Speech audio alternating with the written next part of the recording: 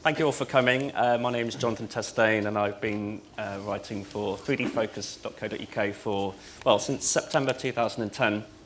And I really appreciate the invite of the guys who've organised this. I was here for 3D storytelling, and it's amazing to see how things have changed. I mean, I've heard so many stories about 3D, how it's over, how it's still alive, and it depends on who you're talking to, who the stakeholders are. So I'm really hoping the next 2 days will be full of realistic expectations, and sort of don't be afraid to ask any kind of controversial questions, anything like that, because I think we all need to sort of face what's going on and what's not going on, etc.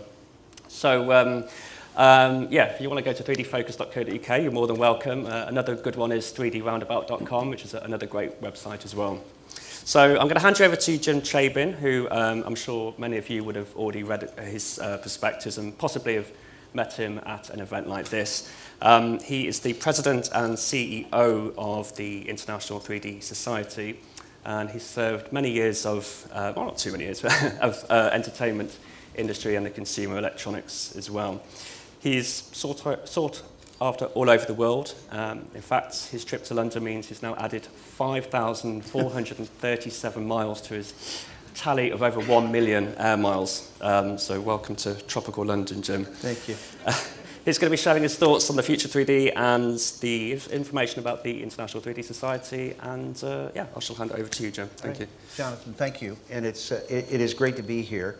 I was recalling when I was driving in from the airport that one of my first trips to London in the 1990s, I think it was probably 92, I was here, and my colleagues, I was in television at the time, and my colleagues at the BBC were explaining about Sky, and I'd been to Hong Kong and seen the Star TV satellite dishes up on the apartment blocks north of Hong Kong, and I said, you know, the Sky thing is launching here, how do you read that? And our friends at the BBC said, well, you know, the UK is a very mature market, it's a very mature television market.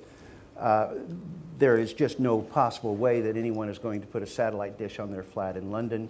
Perhaps this is something that can work out in the rural areas, but we estimate no more than 1 million maximum customers. Now, I had been in Hong Kong and had seen these dishes on the sides of these buildings, and they were all a part of the News Corp plan. But I'm struck when I come in this time and see that Sky is sponsoring this event, and how everything that we think, or there is a baseline of opposition to any technology advancement. There was from AM to FM, there was from broadcast to cable television and satellite, there was to HD. So at every step of the way, there's a baseline of static noise, of negativity, and I have learned personally, this is just me, I just tune it out. It is irrelevant. And 15 years from now, when you look back at this period of time, however this technology rolls out, it will not be the way the negative baseline of opposition has seen it. It will evolve, but it won't be the way that we normally will consume that kind of perspective, because it's, my own view is it's almost always wrong. In fact, it's not almost, it's always wrong. So I would like to start with a few slides just to sync you up, because you're going to see 2 days of incredible content, and I've got some clips that are from around the world that I want to share with you to give you a sense of where these markets are. I want to start by thanking Adam, John Cassie, Kerry Wooten, and your sponsors. You should know that these events, 95% of the revenue that goes into creating these events are from member companies. So those member companies, about 10% of our industry supports the other 90%. So thank you to your sponsors, because they're the ones who write the checks to make this happen. If nothing else, they're investing in you. So let's start. Nick, why don't we start? And I'll tell you that the 3D Society was founded 5 years ago by DreamWorks, Disney, Sony, IMAX, and the theatrical stakeholders as CE came into that process, Panasonic, Samsung, and others. We're about 60 companies that really fund the investment, and we're a nonprofit. Our entire goal here is to advance your skill sets. That's it. We're here to help you get successful at what you do. Early on, Mr. Katzenberg and others basically said, you know, we will call out the guys that are making bad 3D, but the society's role cannot be that. We cannot take a position on bad 3D. Here are the movies from 2012, about 37 movies. Next. These are the movies for this year. All of the major movies are going to be in 3D this year. All of the major ones. The ones we're keeping our eyes on, two of them, Great Gatsby, which opens in the US May the 4th. It'll open the Cannes Film Festival because it's targeting that female demographic, the 18 to 49 moviegoer with a high quality movie experience, not unlike Life of Pi. Life of Pi right now is at about 600 million worldwide. 65% of its ticket sales in 3D, Life of Pi. Here are the lineup for the 2013. It's at about 41 movies for the year. We expect 45 to 50, but right now there are 41. The other movie to keep your eye on is Gravity, George Clooney, Sandra Bullock. It'll be out in the fall. Much of the work done here in London. A lot of people think it's going to be one of the great critical movies of the year. If you look at the top 10 movies of all time, 8 of the 10 have been released in 3D or have been re-released in 3D. So the studios are very, very aware of the value of 3D dollars. Okay, take a look real quickly at TV. 4K does not replace 3D. The new 4K screens are coming into the marketplace. 4K makes 3D better. For us to go to auto stereo, which is where everybody wants to go, which is glasses-free TV, we really need 4K. We really need 8K. Right now, if you go out to buy a Sony 4K flat screen, it'll cost you about $40,000. The difference between this and other technologies is right now there are 51 manufacturers who have announced they're going to produce 4K screens, many of them in China. So while Japan was the price leader for years, Korea, Samsung, LG have now undercut the Sonys and the Panasonics. The Chinese are now flooding the market and will come in with 4K. It's still a few years off, but 4K is an incredible picture. That's where it's going. They want to go to 8K. At 4 to 8K, you get auto stereo. At auto stereo, you get rid of the glasses. So when you look at the technology and you meet the people at Samsung in Korea, that's where their engineers think this is all going. The research across the board says that if someone sees 3D TV, they like it. We've taken those studies. We do this research. We don't pay for an outcome. We just say, do people like this? What do they like? What they don't like? People who like 3D, see 3D TV, like it. Our theme is seeing is believing. If people see it in 3D, they like it. Okay. Here are the various channels around the world. Every month or two, one or two of these, one will come off and we'll get another couple of ones, but about 40 channels worldwide that are doing some sort of 3D. Here are some of the networks that covered the 3D Olympics here from London this year. This made big news in the States when Sky announced, John and team at Sky announced that they were doing Formula One. It was a big story everywhere. But Formula One's big everywhere. And the fact that it'll be broadcast in 3D is of great interest to those fans. 3D TV sales. This is a Consumer Electronics Association forecast. It's not ours. They're saying basically that there will be 100 million US households. 60 million of them will have 3D TVs by 2016. So at a certain point, the MTVs of the world, we think, take a look at that and say, well, if there are 60 million of these things in the marketplace, why don't we have a 3D MTV channel? And typically in the cable industry, it's 20 million. At 20 or 30 million households in the US, people start to say, okay, now you've got a for-profit cable channel. So at 5 million units in the US, it's really tough to find a cable network or a program service that will fund the creation of content. At 30 million, 40 million, 50 million, at 60, when you have 60% of the US households with a TV set that'll get 3D, we anticipate more program services. The Masters will be on ESPN next month from Georgia. 3Net has something like 300 hours of programming. I'm going to show you a clip here from them in a little while. One Direction has been shooting here in London. Their concert movie, Jennifer Lopez, is just wrapped. Steve Sclair and the guys at Reality have finished that. Metallica is in post-production for their concert movie. The people at AEG Live, who produce a lot of concert movies, in the States basically say that the reason the groups do this, finances aside, yes, they will make money on a concert movie, but Justin Bieber made his 3D movie because it would connect him with his fan base worldwide. He could not do enough concert dates to meet all of his fans, but he can make a movie that reaches those fans and builds a fan connection with them emotionally that he cannot do with a 2D movie, and he can't do any other way. So they make it because it builds their fan base. It builds that connection to them. Here's a list of the advertisers that have bought advertising somewhere in the States using 3D. That list is growing, but the advertisers say, basically, we'll buy the ads when they're the eyeballs, when people are watching. Here are the Blu-ray discs. Average person who owns a 3D TV set watches up to 5 hours a week in Blu-ray. So people are buying them, not unlike DVDs. Life of Pi is now coming out this weekend in the US in 3D. It's a big, big push to buy it in 3D so you can watch it on your 3D TV set. And our engineers will tell you that if you watch 3D TV on your flat screen, you're getting a better picture than you will at the cinema. So it's not an inferior picture, it is a superior picture than the cinema. There are more pixels, the light, the precision is much, much better. So watching a movie on your Blu-ray, on your flat screen, is a better technical experience than you would have going to a cinema. Okay. American Association of Optometrists have basically said what's important to understand about 3D is that it is crossing every industry. It's not just entertainment.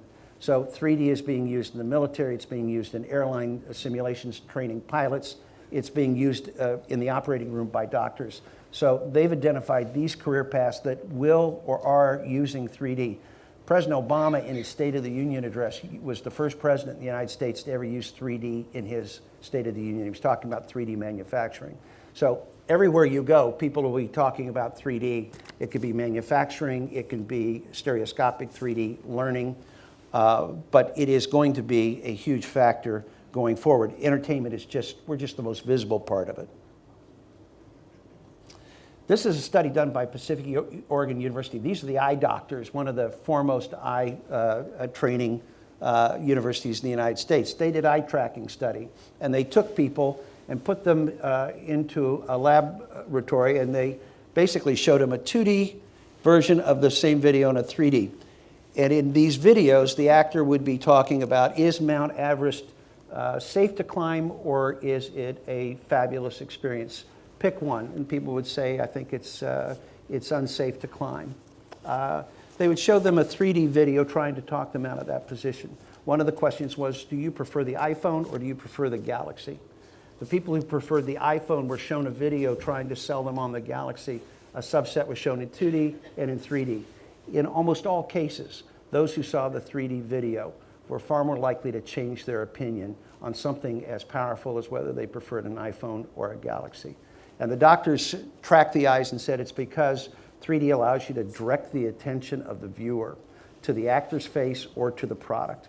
So the reason people see this as an investment in advertising and media is because it's a far powerful experience. I asked Phil McNally, you know, is a reason you make your movies in 3D that it builds a stronger emotional bond with your viewer, your movie fan? Is that one of your reasons? He said, Jim, it's not one of the reasons, it's the only reason.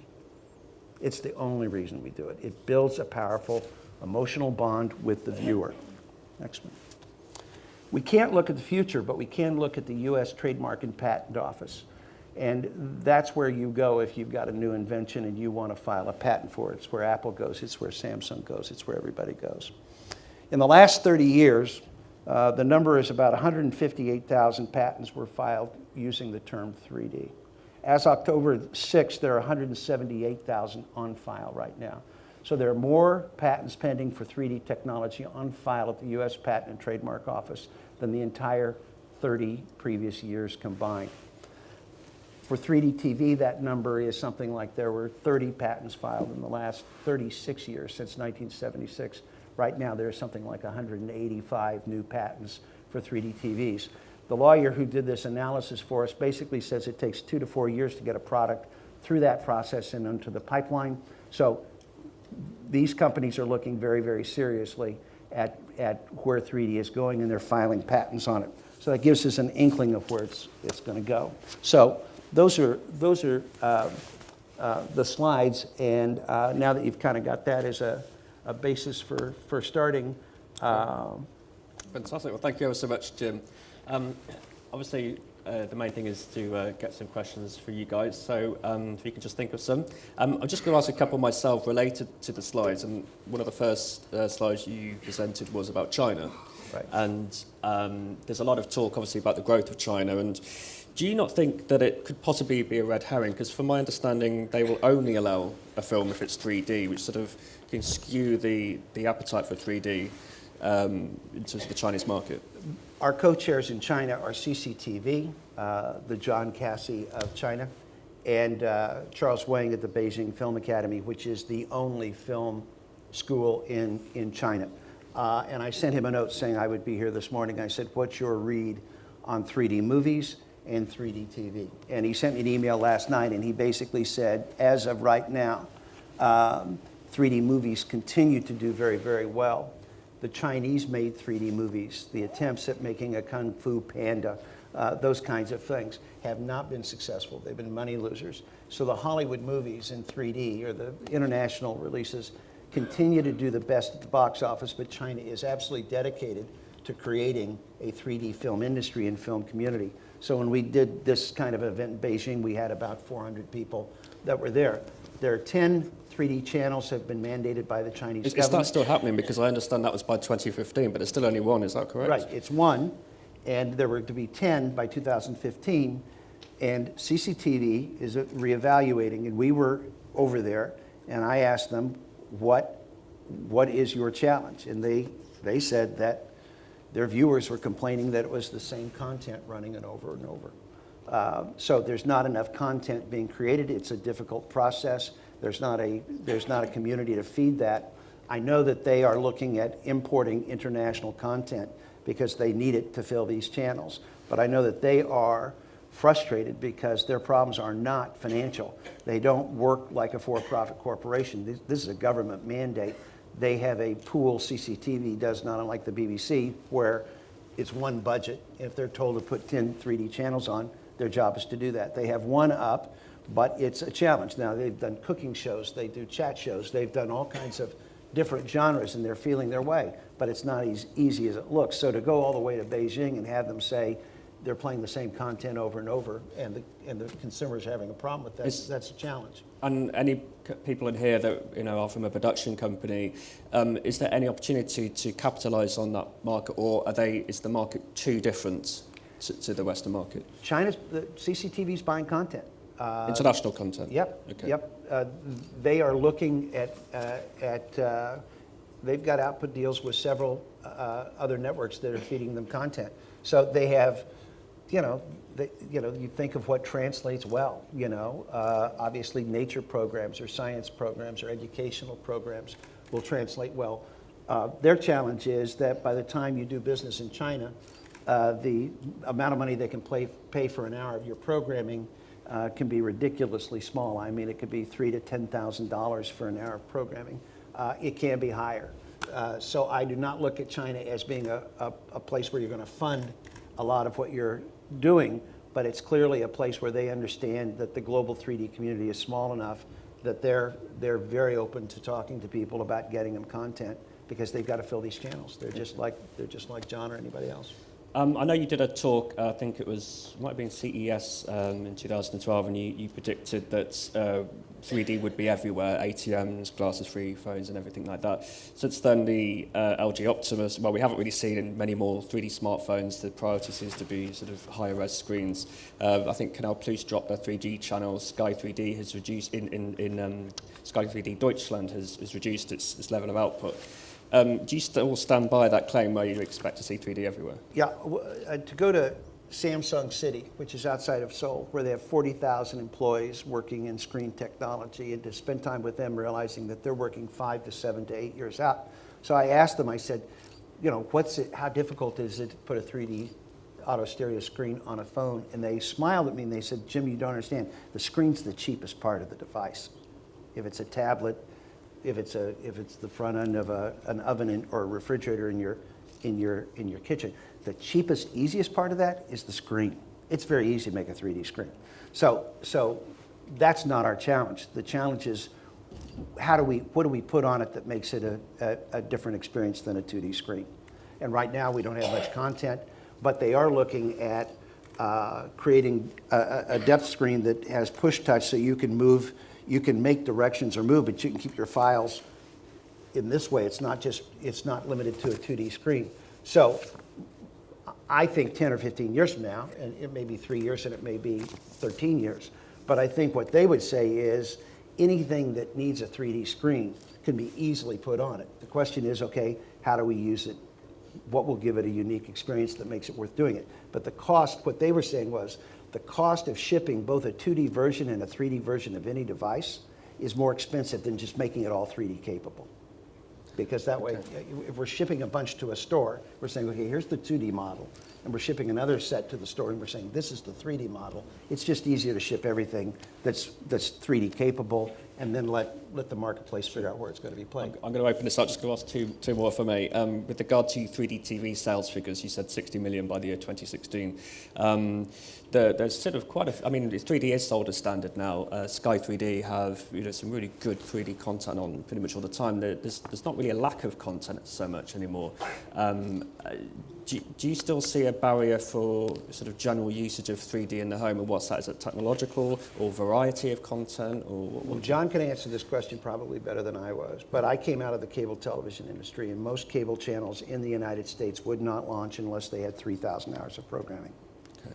So when we say there's a lot of content, and 3Net may have 300 hours, maybe it's 400 hours at this point, it's still a drop in the bucket by what we're going to need to fill this pipeline. Okay.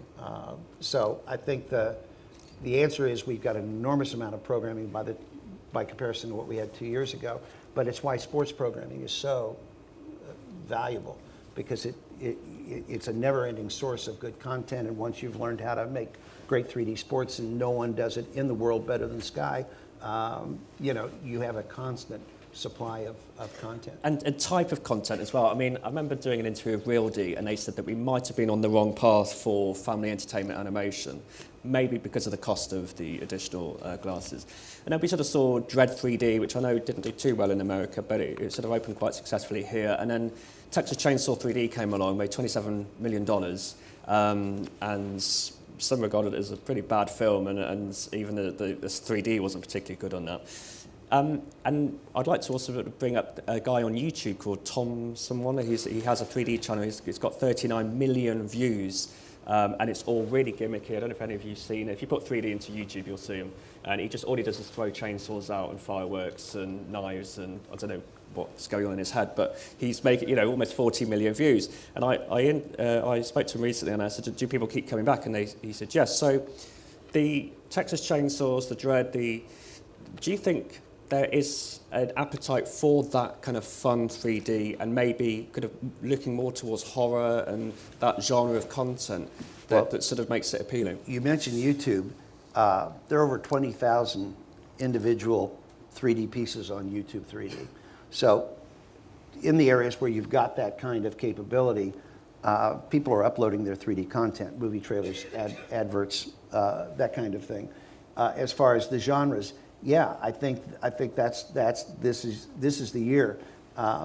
2 years ago, if you go to see The Croods or you see Wreck-It Ralph, and you see the average age in that audience is 8 to 12 years old, they are watching an enormous amount. 50% of DreamWorks tickets are 3D in the US. That means half of those consumers consistently go see a DreamWorks movie, and they're seeing it in 3D. Those 8-year-olds are growing up. And the question I would have, knowing that I have 8-year-old nephews, is when they get to 12 or 15, are they going to think it's okay to watch a movie in 2D? That's a big question. My guess is these kids are so digitally advanced, I think they're going to expect more and more. When I saw some of the trailers for the movies over the holidays, I called Robert Newman at Disney and said, is it my imagination, or are they pushing the 3D? Is the 3D effect being stronger? Because I watched 3 or 4 trailers, and it seemed to me, And he said, no, it's not. You spotted something, and that is that the first 2 years we were all concerned about the consumer comfort. We were concerned about the blogosphere saying 3Ds are bad for your eyes. 3D is not bad for your eyes, and American Optometric Association, everybody shot that down. But the first year of the society, that's what we were dealing with. I took my 8-year-old, and he came out with he came out blind. What do you say to that? So we've been dealing with that kind of ignorance the first year or two, and now it is, well, it's great for kids, but will adults watch it? Life of Pi comes along, and Ang Lee, I think we'll talk about this morning, but Fox was very resistant. Why do we need to spend money? This is a literary project. Okay. The rest is history. It's now at $600 million. And he won the Oscar for Best Director, beat Ben Affleck and Argo. I think that was not, I don't think he got his Oscar, in my view. He didn't get it for his 2D version. An enormous number of the Academy members are members of the 3D Society. He won clearly our top award 2 weeks before the Oscars. So I think the creative community is now saying, if Ang Lee can do Life of Pi in 3D and win Best Director and have a movie do $600 million, that tells us that there's a demographic of people who will go see a movie that is not 8 years old, which is why number one movie at the box office at CES was Texas Chainsaw Massacre. It was a complete surprise. I mean, The Hobbit was out, all these other things were out, and here came Texas Chainsaw Massacre, did $27 million, took number one at the box office. 50% of those tickets were at a $4 premium. So you do the math. Real D will tell you that if The Dark Knight had been a 3D movie, it would have grossed $300 million more. And Chris Nolan, who made it, didn't want to do it in 3D. The trilogy had all been shot in 2D, so his last one he wanted to do in 3D. But Warner Brothers had a movie that did not do $300 million more dollars because of the 3D ticket price premium. So the directors and the studios are now looking at saying, all right, we've got the kids, we've got the fanboys, Avengers, Transformers, billion-dollar movies. What about women? What about women 18 to 34? What about people on a date? What about young couples who have left the kids at home and are going to go see a movie? That's why people got their hopes up for The Great Gatsby. I know that everybody would be thrilled if that movie does $500 million worldwide, but I think this is going to be the year where the filmmakers are now realizing that if Scorsese, Spielberg, they've announced a new Jurassic Park movie in 3D. The next Star Trek, I suspect, from Lucas in 2 years. I think the speculation is that J.J. Abrams, who's the director who's been signed, that Star Trek 3D is going to want to do it in 3D. So you look at that pipeline and say, I think they're now saying, okay, we've gotten rid of the concerns. The public is with us.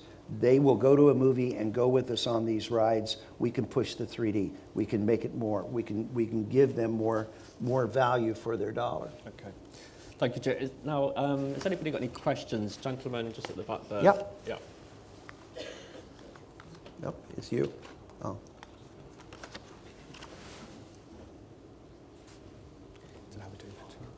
Is this working? Yes. Patrick von Salowski, Global Studios. Would the adoption of 3D by premium television dramas such as Walking Dead or Game of Thrones be a game changer? And in your view, what's holding that back? The gentleman right behind you is Steve Sclair. Steve is on our Board of Governors, and at the January meeting, the discussion was, what would it take to get Game of Thrones to go in 3D? John's been on the receiving end of emails from me on that question. I think that it is seen as a game changer. You've got a dedicated fan base for those shows. But I think that the perception of, what if we go to an established show and get them talked into making their show in 3D? The guys at HBO and others are saying, you're probably coming in late in the creative process to start that conversation. The right place to do it is on a new show that's in pre-production, that maybe Marty Scorsese, he was co-executive producer of the first Boardwalk Empire, but find someone who says, this is a show, Walking Dead, Game of Thrones, these are shows that would lend themselves to 3D. Let's not start in a 2D and then change hats. Let's start this and make it a 3D commitment. Most of the cable operators in the States will say, we have the pipelines to get it to the consumer. We can do that. The question is, what are we going to send them, and what will generate the kind of press and tune-in that we need for a show to deliver for us. Yeah, I mean, sort of talking about that, I know Reality Technica sort of proved with their trials with Sony at Culver City that you can shoot episodic content on the same budget and timescale. Is that right, Steve? It's the same, yeah. So if it's the same budget and timescale, why would you not just do it by default, especially with 60 million TVs by 2016? The 3D Society was formed because fundamentally the average age of the person who works on a crew on a TV show is in their 40s and 50s. And most of these people have built their career in 2D. So someone arrives on the set and says, we're going to do this in 3D, and here's the stereographer, and he says, what's a stereographer? Well, he's a guy that's going to help you create the depth. And so you have a resistant workforce that is very, very comfortable doing what they're doing. Many of the directors are in that same family saying, I know 2D, I don't know 3D. So I think it's an evolution. But I think that with Ang Lee's success, Marty Scorsese, J.J. Abrams, you've got the cream of the crop. Steven Spielberg, who was very active in Jurassic Park, redoing that for 3D with the guys at Stereo D. These guys are very actively involved in getting on top of this. I can tell you that Lucasfilm, the guys at Disney, think that the next Star Wars could easily be the biggest movie in history. That's how they view it. Avatar, they're starting pre-production on the next Avatar. So you look out 2 to 5 years and you say, if you look at the pipeline and look at what's being planned, these guys are planning gargantuan 3D movies. That is not lost on the TV industry. HBO is owned by Time Warner, which owns Warner Brothers, which has huge movies this year in 3D. So it's a process. It's a process. Okay, thank you, Joe. Who else has got a question here? Anybody in the audience? I can't see any. I'd be interested, actually, if you could put your hand up if you are from a production company. You were here, just a normal production company. So if you would you have any advice for people working in the production field at this stage to look at making certain parts of the shows in 3D, maybe for international sales? Or is it very dominated by Sky 3D right now? I'll ask another question. Who in this room has actually worked on a 3D production? Oh gosh! Wow, that's about half. About half. If we'd asked this question 2 years ago, if we'd had this conference 2 years ago, that number would have been 5 or 10.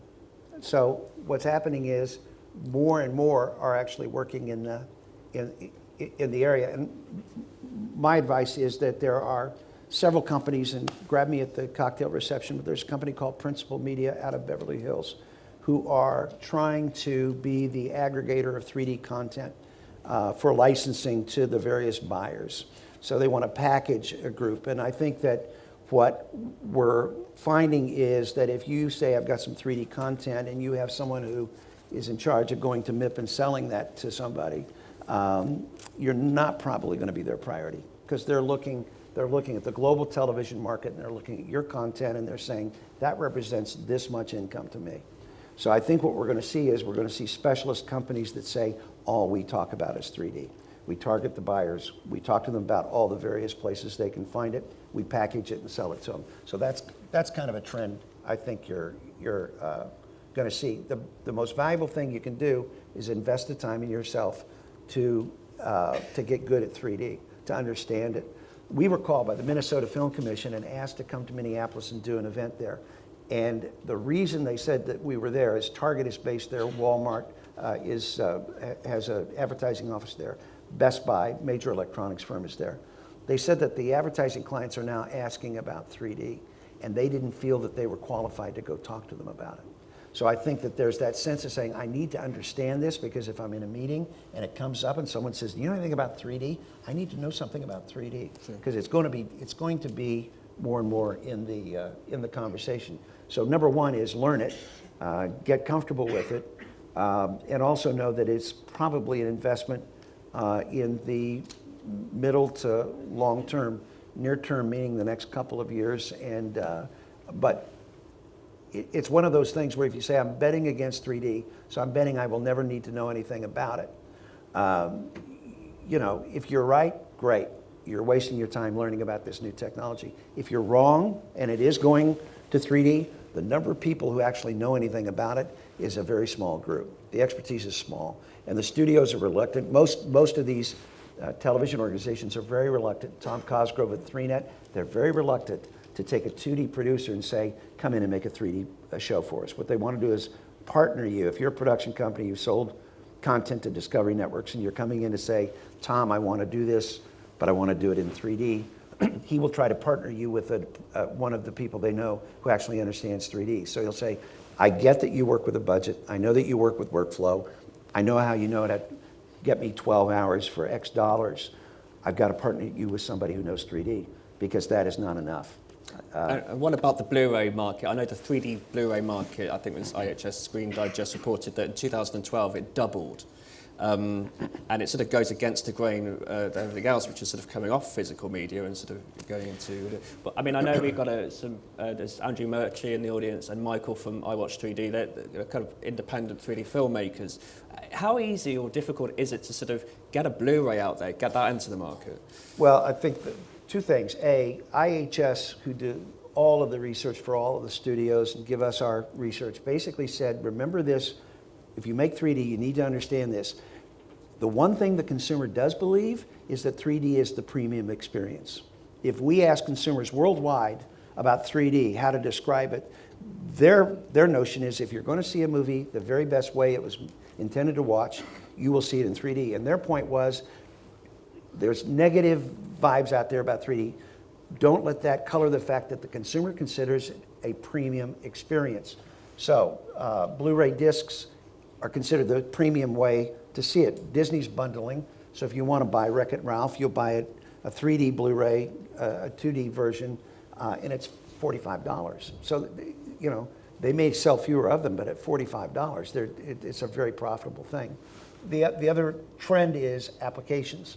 A company called 3Do they announced yesterday, all new LG flat screens will include their 3D app, which means that you'll be able to get your new flat screen, download this app, and it will take you to a site where you can buy all of your 3D content. It's a profit-sharing deal with the producers. So if you've created some 3D content and you want to put it on the site, people download it, you will split a fee with 3Do. They take a percentage for having sold it. You get the back end for your own revenue line. So there are new devices coming on board that are going to, I think, help producers put money in their pockets and allow them to recoup their costs. But on the other hand, with something like that, I'm guessing with 3Do and LG, for example, their 3D World, it sort of gets buried away, doesn't it? I mean, you forget about it. So I presume the challenge is also to always make people aware of it. Yep. How do you alert people to new content? And I know that there's a 3D content hub. The guy there said the revenue share model is because they don't want to risk buying licensing content. So does that suggest that they might be a little bit nervous about whether it's going to work or not? And also, do we have figures about how many these Yazabam and 3D Go, how many downloads are happening on these platforms? I'm going to see some of them next week, and I'm going to ask them. But Okay. I think they're on the front end of it. But I think the Netflix is now allowing you to download 3D content. I think that there is at least a hunch that digital technology is going to bypass the traditional cable industry. That there are too many cable systems. It's too problematic. They're monolithic big corporations, and the Netflix of the world or these apps are going to be faster ways to get an answer, get your content in front of people, and move on, rather than try to form a partnership with one of 3 cable conglomerates that own all the households in the U.S. So it's an interesting thing to watch, but I think people actually think digital media may just bypass the traditional cable networks. There was a question there. Hi. Yeah. Good morning, Nicholas Richter from Glenview. What is your opinion about the market for the conversion of existing 2D titles into 3D and release on Blu-ray?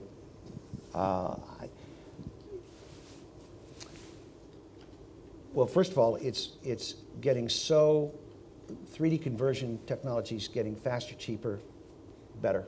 So what cost $200,000 a minute several years ago is getting closer to $50,000 a minute. But I was with a group last week that said the studios are looking to get it down to $10,000 a minute. And for $10,000 a minute, they can start making the the business case for creating, taking old titles out of their library and converting them to 3D.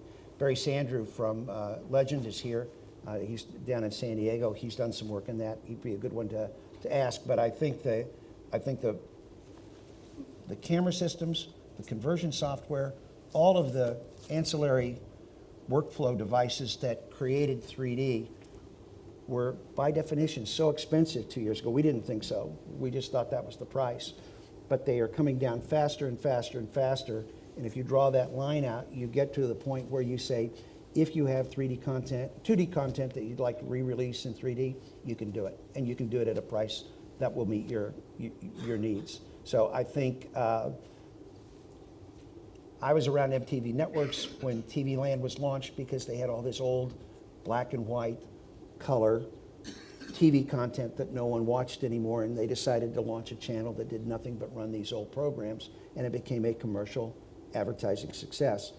I wonder if someone's going to say, let's take a bunch of old content, we'll put it through, it'll be converted, it may not be Sky, it may not be Warner Brothers quality, but for the consumer at home that's got a new 3D TV set and want to watch something 24 hours a day, old movies, it'll be perfectly adequate for that. I think Lionsgate they re-released or are re-releasing the Descent in 3D. Yeah. And a catalogue of 3D titles.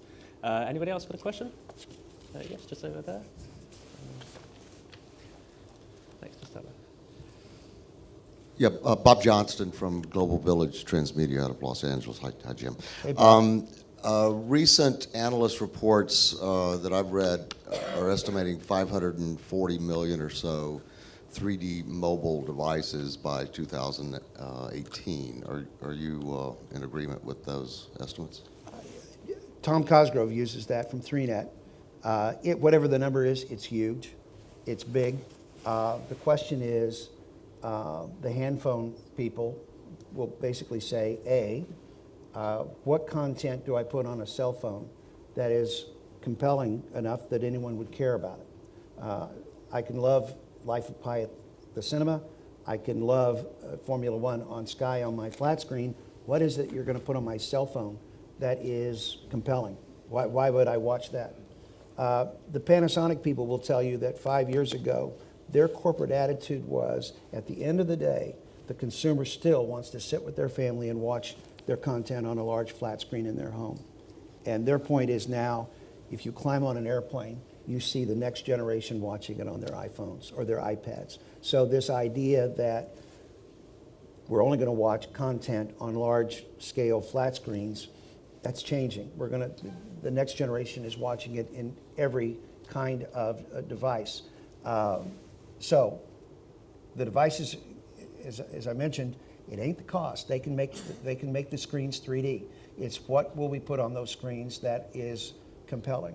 I was around MTV in the late 90s when they realized that an enormous amount of MTV's content was going to go to the phone. And they started shooting all of their productions with more tight shots of the actors that they kept, knowing that when they recut this for mobile use, they would need to have more close-ups of the talent because someone looking at a phone would not be able to see the characters. So they were future shooting 12, 15 years ago, knowing it's going mobile. We shoot based on the flat screen. We get it's going to the short screen. We better future secure ourselves by getting the shots we're going to need for people to watch on a flat screen, mobile phone. So I think it's going to be there. The question is, what do we put on it that is compelling to the viewer? Stewart, who's going to be speaking to you, is co-chair of our advertising and marketing committee. James and Geneva Films do a lot of ad work out of Toronto. He's basically saying if you have a commercial now and you're an advertiser, you can have it converted for $30,000. So the cost of making a converted commercial to run on Sky or elsewhere, it's no longer cost. 2 years ago, it was $1 million to shoot it in 3D, and it was $300,000 to convert it. So the cost is coming down. And the Flower Power was done by Volkswagen in Germany. It won our top advertising in the world for 2012, but it was brilliant. Both of them very good. But if you showed the average audience saying, here are two 3D commercials, tell us which one is better than the other. The audience doesn't know one was converted and one was shot in 3D. They're both sensational. The next clip I'm going to show you, I think, is just revealing about the state of quality in the China market. This was a TV program that was shown by CCTV, and it won a top China award. So when you watch it, you'll get a sense of the level of quality and their challenges there. So let's look at this. 2 years ago, when we had our first Chinese competition for the society there, we had fewer than 5 entries. This year, we had over 70. When the judges looked at the content, in many cases, you literally had to shield your eyes because the convergence was out. It was just technically not there. So when you see this and say, okay, this was one of the top award winners, it's really basic, it works pretty well, but it shows you how big a market China is and where their level of content creation is.